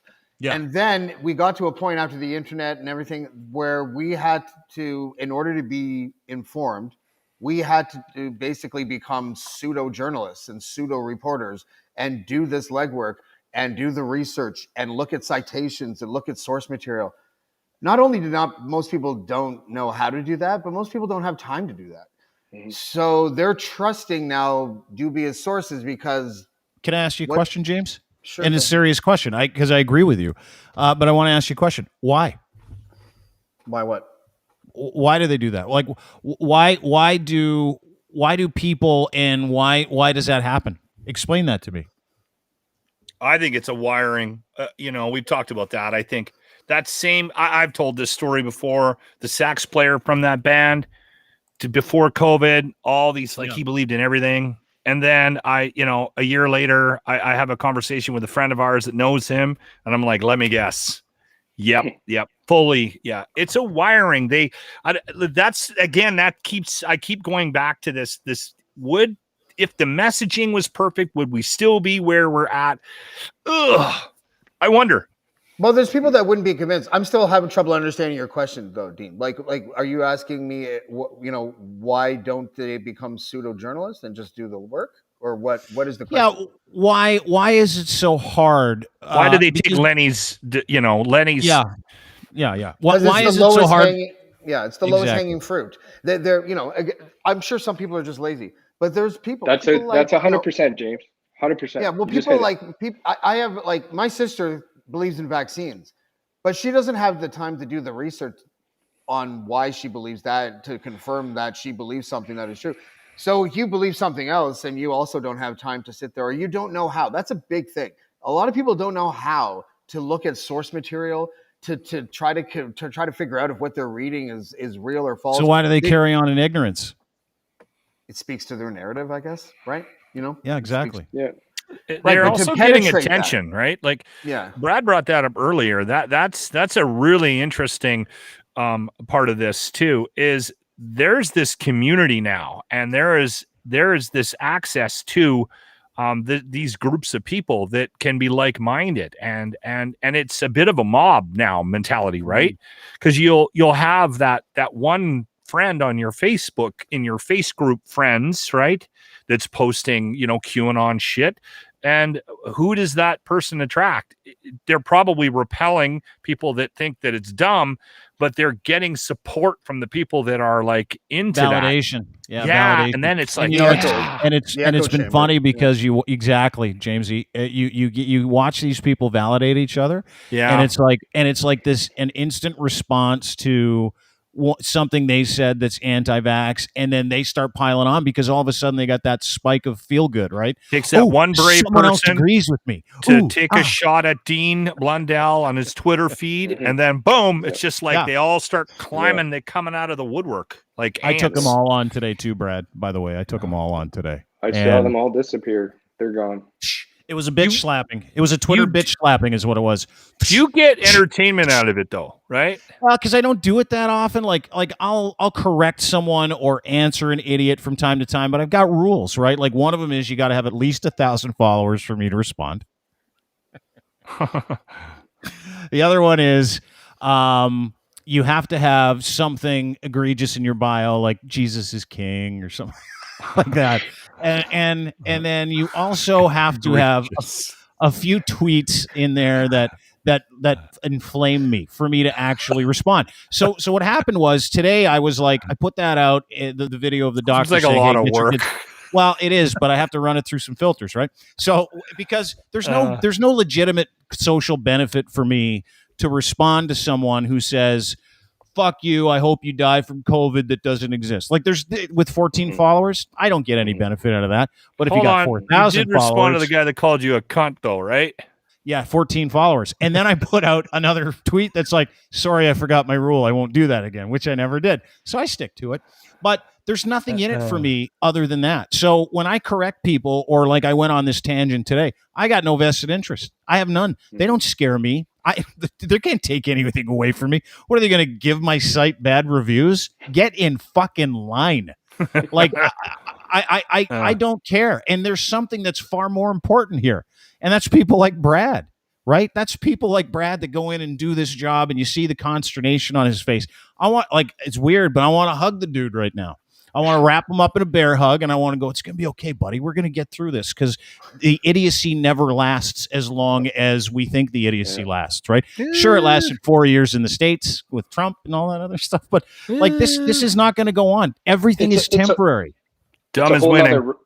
It's a whole nother path when an employer is out there saying, if you don't choose this PPE appropriately, if you're caught wearing a mask that should have been A instead of B and C and whatnot, because of whatever question they ask, we're at risk of losing our compensation if we get hold it. Explain that to me, because Brad's a paramedic. They give you 15 different protocols to go through, and if you don't go through all of them, you get fired. So hang on one second. But didn't they also just say none of you have to get vaccinated if you don't want to? Yep, 100%. But they want us to wear the stuff, and it has to be the right stuff that they've changed 100 times. So do they drug test you? Do they drug test you to be a paramedic? No. Oh, okay. They criminal record check us. They don't drug test us. Yeah. If you want Drugs to aren't remain a criminal person anymore. that looks innocent, you might not want to laugh like that just before you answer. Plus, you look you sort of look like Uncle Hank from Breaking Bad. So there's oh no.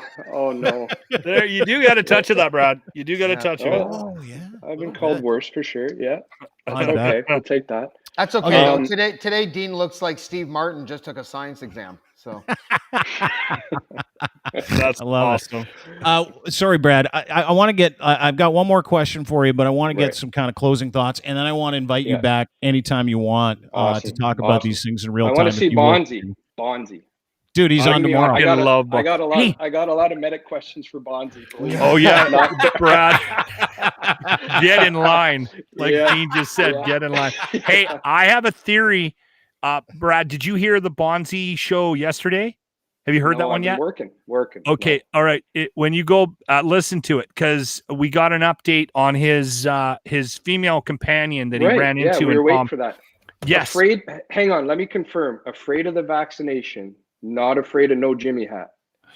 Exactly. Is that correct? Okay, Brad, that's all. We don't need to elaborate, but I couldn't believe when I heard that podcast. Well, the other thing too, right? Like he'll wander into the jungle with somebody, like dressed in a loincloth, sit down on the floor of the jungle, take some friendship cocaine out of someone's pocket that they got that they hooped into the country that they brought into the country in their asshole. But sorry, continue. Yes. Watch this guy crush up leaves in a wooden bowl, piss in it, and then drink it and trip for 7 hours, but he won't take the vaccine. I mean, it's just insane to me, right? He's going on about all the ayahuasca trips he's been on and why he wants to go back to Nicaragua, but then he's like, I'm a little concerned about the vaccine. Just a little. Maybe. Yeah. Anyway, as Emily says, he's living the life we all wish we could. Yes. No, but here's my theory, Brad, and I shouldn't put this in your mind before you have a chance to listen to it, but I will. If you watch it specifically, watch Bonzi and see if you saw what I saw, but it took me like an hour or so after the fact to realize what I might have seen. I think he was lying about getting it with the girl, with Shu. Her name is Shu? That's his nickname for her. Yeah, he says she looks like Elizabeth Shue, but she kind of looks like the sister of Elizabeth Shue that never quite made it. Very well done. Yeah, that's a great point. I never considered that. He was maybe protecting her in the conversation. Dean, I think he banged the shit out of her, and I'm almost positive of it now. All right, thank you. Yeah, appreciate that. Thank you. Well, that's for that. quite. I'll have a listen. I'll have a listen. Thank you, Brad. If you could say something to, because this is going to be all over our social media over the next couple of days, but if you could, last words, and then I got one more question for you. But if you could say something to people, what would it be? Good luck, fuckers. Yeah, we're all doomed. I've been reading some of the comments there, and they're not going unnoticed. I appreciate everybody's support. I'm not unique. There are thousands and thousands of us out there going through this for you guys. And let us do our jobs as safely as we can so that we can, get you where you need to be safely and get our best job, get our best effort to get you better if you need it, but also protect my family as well. A little bit of respect there. I show up and I respect yours. So why not just my immediate family, but my community and my career family, all of us. Just a little respect is all we need. And sometimes that's with a vaccination or a passport. At least educate yourself. That's all I ask. Educate yourself, become aware, and let's have a good debate. But I'm going to keep doing what I'm doing, and we will. I applaud you guys as well. It's been thank you. Been a I want to bump heads. I want to bump heads. Appreciate somehow. you. Yeah. We're doing it. We're I'm all backwards here. Bald heads. There you go. A little bit of fraudage. Thank you very much, Brett. Appreciate it. Last question, because you're a paramedic, 20 years experience on the road, hauling around in that. Yeah. Weirdest thing you've ever seen someone get stuck in their bum? We're gonna go there. Bonzi. It was Bonzi. Well, yeah, I just did. I I do. Oh, hang on. Let me get you some objects in the bum music. Anything from Queen will be fine. I'll back it up. Sure. We'll start with it's not uncommon. There's been more than a dozen or 20 of the calls over the years, so it's rare, but showed up to the house of a 40-ish-year-old man, and when he answered the door, and we were told we were there for an impaled object. That's all we knew. And I was with a veteran partner, and we got to the door, and he said, "We're here for me." And he's standing there, and I said, "Oh my!" I said, "We were told someone had something impaled." And he said, "I have an apple in my ass." And I said, "Pardon?" I could have just swore you said you had an apple in your ass. I thought I heard you wrong. So he explained that him and his wife were into some festivities. Kind of odd. The ambulance showed up and the wife was nowhere around. Nobody. So the best part of this story was when we transport somebody to the hospital, we have to phone through the radios to the emergency department we're transporting to. And we have to update the situation. And I updated that we had a apple in the rectum and it had completely locked itself in there, and that's beyond us. We're not allowed to deal with impaled objects. We leave that to the specialists. You can't root around in there. You can't rummage around in someone's anus for an apple. No, I would suggest barbecue tongs. The doctor on the other end of the line asked if I knew if it was a Macintosh or a Golden Delicious. And I could not answer. And I kid you not, when we got to the emergency department, there was a receiving line of nurses, doctors, secretaries, everybody that wanted to see this apple. I want to see that. And then finally, they had to put him out in Emerge to remove this. I hope so. And when they was getting put out, the doctor very skillfully said, "I'm assuming you don't want a fruit basket as a get well present." And that was probably one of the best impaled objects that I've seen. And you know what Bonzi calls that? A fruit Friday. Fruit salad. Yeah, there's lots of them, but that's probably the best one for the podcast. Yeah, Jamesy and I were. Dude, you're coming back. So what you have to do from now on is I want you to go through your mental Rolodex because we're ending every pod with a something up your bum story. And I also want to know if you could guess the percentage of how many of them were on hard narcotics, because I have a theory that is this guy totally sober. This guy totally sober. What? This one. Now the one with the GI Joe or the Pert bottle or the full link of sausage. Don't waste them all. They may have been on something. They may have been on something, but we could go on. There's been some calls. A bunch G.I. Joe. G.I. Joe in there. Got a snake eyes. Ooh. Yeah. Ooh, snake eyes. Snake eyes. Why is Pert bottle funny? It's just awesome. Because it hurts, man. Because it hurts. Christy wants you to know something, everybody, in case you just heard the story. Apples in the rectum. They're for stretching, everybody. So now we learned something. There's a local newscaster who apparently is into pegging. I can't watch him anymore. I've heard too many people tell me that that's what he's into, and I'm like, I can't. Every time he comes on the TV, I'm like, Well, then you've got some work to do on your own. Go watch CTV now. You got some work to do on your own comfortability. That's what I say. James would say the same thing. You can't be comfortable with prolapsing. Prolapsing is just not. No. Yeah, dude. That's why it is a true emergency, so don't try it. Yeah. It's true. Yeah. Brad, I hope we gave you a little comic relief today. You were terrific. And listen, you tell your brothers and sisters on the road, they got a friend in us. And anytime you guys need anything, anytime you want to squeal on a government official, anytime, love it. Anything you need, we're here. Okay, Brad.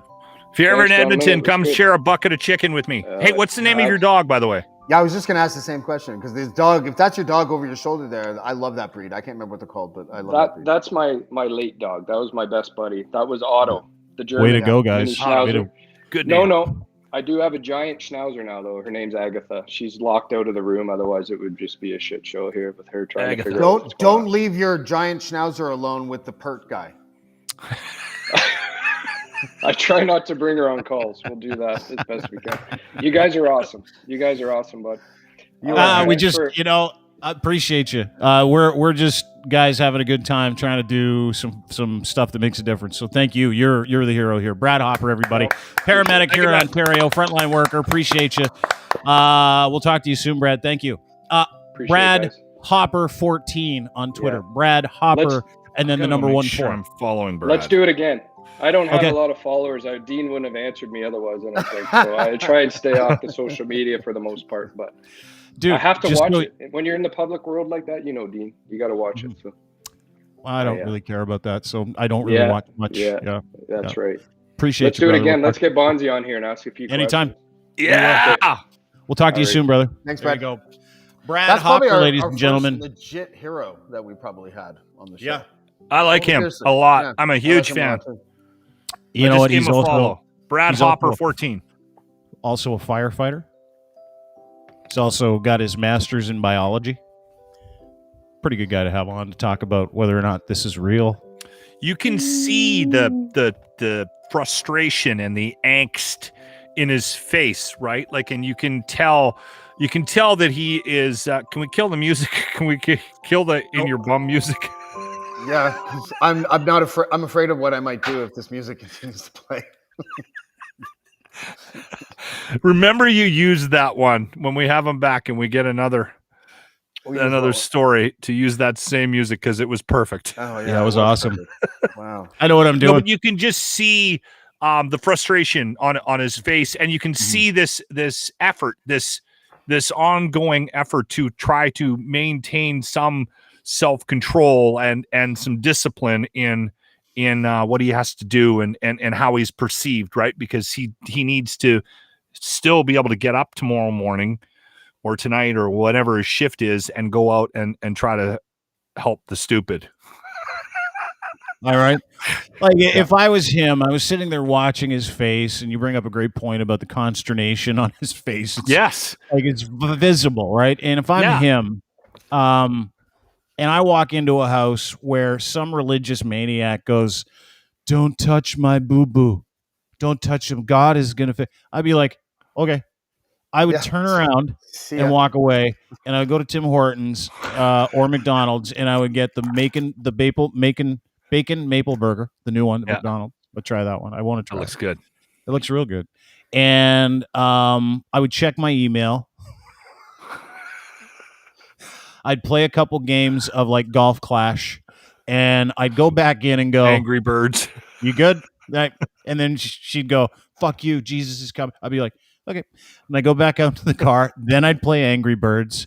Then I'd head down to the convenience store for a shit where I would play more Angry Birds because that's what I do on the shitter. I can't go to the bathroom unless I'm playing a game. It's just a fact. Everybody has a shitter game, so don't get mad at me. But that's what I would do.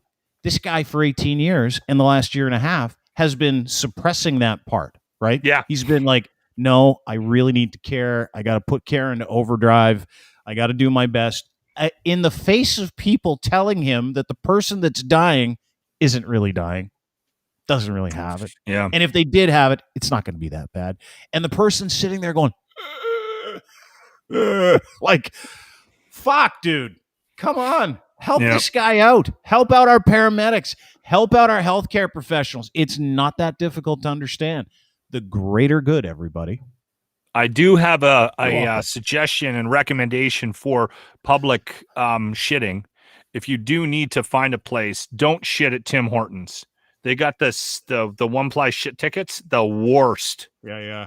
Go to a different. That's how you know it's a bad company, by the way. Yeah. I have another public service announcement. Just hold it till you get home. Seriously. No, sometimes you can't. No. Sometimes you cramp. And I hate if I am when pushing I'm cloth, I might even use a Tim Hortons. It's like this. Like that. Yeah. I've never had to take a shit that bad, not at home. I think I've just mentally been able to just go, okay, body, you know I ain't doing this. So help me out. When I start cramping up, I gotta go. Like she's coming. I can will it back up to my bowels. Go ahead. Well, that's incredible. That's not healthy either. A skill. But I will. Can I just point this out? If you are a company that has employees and you don't get good toilet paper, you're a bad employer. You're a terrible fucking employer. Guys, it is about the toilet paper. No, it isn't. Why have we failed so badly when it comes to bathrooms? Like, if anyone had a gun to their head and someone asked them, what is the number one time that you need privacy? And what is the number one time that you need for people not to hear you or smell you? They would say the bathroom. And I like that music. Put that music back on because it fits. Okay, sorry. Okay. So then we have to, like Lachlan, you eat a bucket of chicken. Let's say you're out, right? And then you're like, I'm going to have another bucket of chicken. So you have 2 buckets of chicken. So then you have to go to the bathroom. Why does the bathroom that Lachlan has to go to rid himself of all this chicken not have a fucking ceiling? Not even have a completed wall on every side when you're taking... Dude, every bathroom should be a single pod. Every single one. We wouldn't have any you're problems. talking about the stalls. You got a stall problem. You don't like the fact that you can see other people's feet. Correct. It's not a germ thing. It's not a toilet paper thing. You just want privacy. After I did that horrible thing to the kid in the hall, remember? Where I pretended to close the door at the Indian food restaurant when he walked in. And I was like, I'm going to leave. And I'm like, he went right into the stall. For some reason, I'm going to let the door go. So he thinks that I've left, even though I haven't, because I'm fucking ridiculous. And and all I heard was this. Oh, man. For like a minute. James. I was like, okay, I'm set. James, can I just, this is the number 5th ranked news podcast in Canada. We can't be talking about stuff like that. Yeah. Like, I don't see why you guys have to give me a hard time about shit and fart jokes. I can't do that. I can't play the opposite. You know what? When you brought up the second bucket of chicken, I thought you were going to suggest I shit in one of the buckets. That's where I thought this whole story was going. The Colonel did that for you, my friend. Yeah. Guys, thanks for doing this. I appreciate it. That was a good one today. Yeah, bring Brad back. Bring Brad back. He's awesome. We will. Brad's awesome. We will. He gave us a different perspective. He made me rethink some of the things that have been bouncing around in this pea-sized brain over the last couple of weeks. Not only that, but I have a whole different idea of what a regular listener might be like. He seems nice and smart and professional and heroic. Yeah. And that's one of the things that you'll learn the longer you do this, James. Your perception of who is listening is way off, man. Like I've learned that over the years.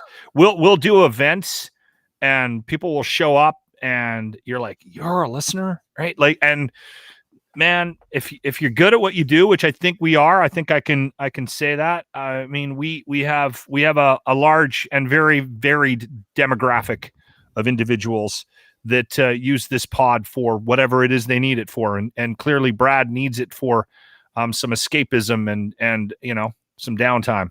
Yeah. So I forget to think about that sometimes, but it is important. It's okay to be reminded of shit like that. Yeah. And just to make people laugh. That's a great, hearing that he uses it to escape so he can have a laugh during his day is, I could retire happy, if I did that. And you are a funny fucker, James. Yeah, really good. Especially when you don't take things personally. You're so funny. Yeah, fuck you. Listen, and just to kind of postscript that, and then we'll peace out because I got things to do, places to go. I got chicken to eat. Sausages to make. Making sausages tonight. That's all I ever wanted this, and that's all I ever wanted to be. Was a break for people, some common sense, a break for people to not feel afraid to talk about their mental health, to not be afraid to talk about what they're struggling with, to not be afraid to go, hey, I would like to tell my truth today. Is that okay with you? Yeah, for sure it is. Because that's the most compelling shit there is out there. And I know that now. 7-10 years ago, my only goal was to be the most aggressively aggro radio guy on the planet. That was it. That's all I cared about. What was my next thing? What was my next way to fucking one up? And when you one up yourself out of a job, there's no more one-upmanship. And so you get to a point where you're like, what are we? What are we here for? Why am I doing this? And of course I'm doing this for money. Everyone does. Of course I'm doing this because I enjoy the work. You're stupid if you do a job you hate. But the reason why I think we're here is very different than why I thought we were supposed to be here in the first place. The reason why we're here is we're here to fucking contribute to the greater good, to be kind to people, to help them get through a day, to give people a fucking break from the bullshit that they have to deal with. Listen, this has been the hardest year and a half in the history of my life. And I can imagine it's probably been the hardest for everybody because we've never had to go through this. Mm-hmm. But going through it separately sucks. Going through it together doesn't suck. And we want to go through this with you guys. Listen, if you're an anti-vaxxer and you're just a willing asshole, I go back to my original statement. You don't matter. Not in this conversation. But you do matter and your life matters. And we want you to be happy. We want you to be healthy. But more importantly, we want to be responsible with the shit that we talk about. So that's what we're here for. We're here to be responsible. We're here to give people a break. We're here to make fun of James's juice boxes. We're here to make fun of Lachlan's I don't give a shit August. But we're here because we fucking love talking to people and we love giving people the fucking proper information. That's why we're here. And along the way, we're going to crack a couple of jokes. But fuck, this should be a break for people, including Brad. So that's why we're here. Good to hear too. And I think we're creating a bit of a community while we're doing it too, right? Which is kind of cool. You see a lot of the same people popping up on the chat here, and it's fun. And it's nice. It's nice, but I don't even care. Yeah. I don't want to go look at the rankings anymore. I'm like, I'm happy with 5. Let's just be 5 forever. I don't care. I don't even care about that. I really like 5. It's my OCD number. Can I give you guys one last thing? Yeah. There's an old Taoist story. And the Taoist story is really, I love it.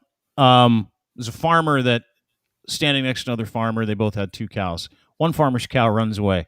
The other farmer looks at the guy, and he says, hey, it's terrible, unlucky that your cow just took off. He's like, might be good, might be bad, don't know.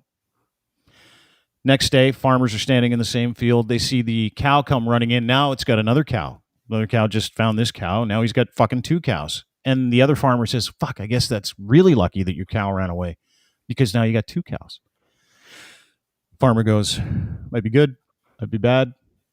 Who knows? Then the second cow runs and he goes flying across the fucking field and he breaks the leg of the farmer who owned the 2 cows, the one cow that ran away. And the other farmer looks at him and he goes, oh, fuck, I guess it's unlucky that you have those 2 cows because one of them just broke your son's leg. What did the farmer say? Anyone? Might be good. Might be bad. Who knows? Is there an ending here? I'm getting to it. About 4 days later. It's a cascading ending. About 4 days later. Balls and apple. A war breaks out, and they're conscripting all kinds of young men to go and fight. The army comes around and says to the kid with a broken leg, you got to join their army. He's got a broken leg, can't do it. Other farmer looks at this farmer with this kid who now doesn't have to go to war because of a broken leg, and he goes, fuck, I guess it's kind of lucky now, right? Like, goes, could be bad, might be good. I don't know. That is how I look at life. That is exactly how I look at life because, listen, what are we fighting here? We're fighting the natural laws of the universe, which are immutable.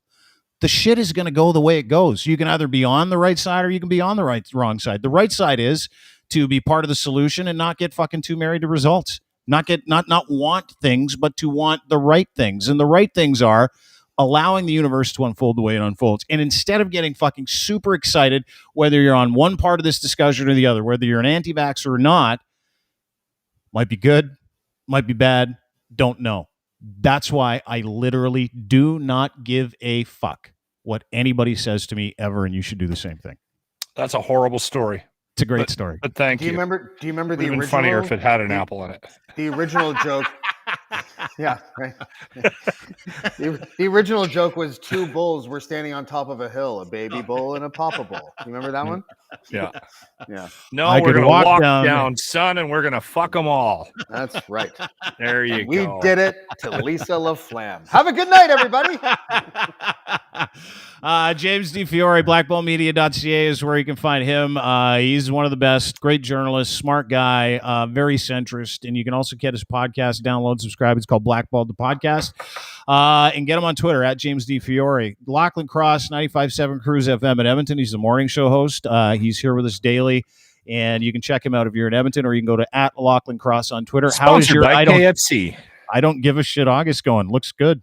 This is my response to how my I don't give a shit August is going. Terrible still. Yeah. It looks like You see the little Yeah. sign on there? It looks like, I put a it looks little like sign on there that says, "Do not touch, Dad only." Put the face up beside Dean's, Lachlan. It looks like his grandpa. You I'm not did. kidding. You Look. do look a Let's little see. like. We're gonna. There it is. yeah, look at that. Hey. I look Dean, like you the look Colonel. like 1,000 people, and I've come up with 800. It's of them so far. amazing. It really is.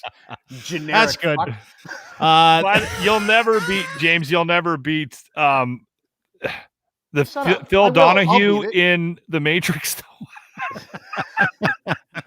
You look like Phil Donahue of The Matrix. That I one know. just about killed me. Ellen All right. DeGeneres' side piece was pretty good. Yeah, that was a good one too. You notice how I don't care? Because I don't But- care. You know why? Yeah. Might be good. Might be Too bad. bad. Don't know. Well, in this case, we do know that they're great jokes. You know? They are great jokes. Yeah. Yeah. Thanks, Locke. Thanks, James. We'll talk to Bye, you guys guys. soon. There you go. James D. Fiore, Lachlan Cross, and there's Brad. There's Brad Hopper. That was a lot of fun, guys. That's it. Have a great day. Thanks for being part of the podcast and joining us. You can find everything we do at deanblundell.com. Thanks to our sponsors and our friends over at edsfineimports.com. Make sure you go to edsfineimports.com if you need Gitch. He sells the best luxury branded underpants on the planet. Branded underpants on the planet. Gitch3 is your promo code. Super simple. You go to edsfineimports.com. You order 3 pairs of these. Use promo code Gitch3. He'll send you a pair for free. These are luxury. Do it today. Domination is our partner and our tech sponsor. Domination.com is where you can find them as well. DMNTN.com. It's AI that helps you produce all kinds of legacy content, whether it's commercials, promos, etc. Free to use once. Try it out. Super inexpensive to take your production level from here to here. You know what I'm talking about if you're in the game. DMNTN.com is the name of the website. Easy Auto Financial, our sponsors and partners, wonderful people. They want to help get you in a car, free financing, totally no obligation as well. Then they'll find you the car and the dealer that you want. All you got to do is go to easyautofinancial.ca. Oh, belchy right in the middle of this thing. Sorry, everybody. It happens, right? Digestion happens at different times of the day. Doesn't matter when you've eaten.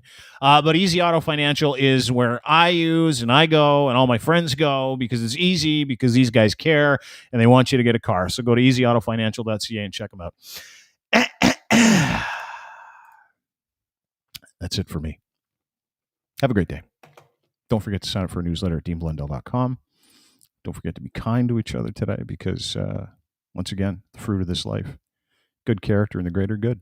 Have a good one. Bye.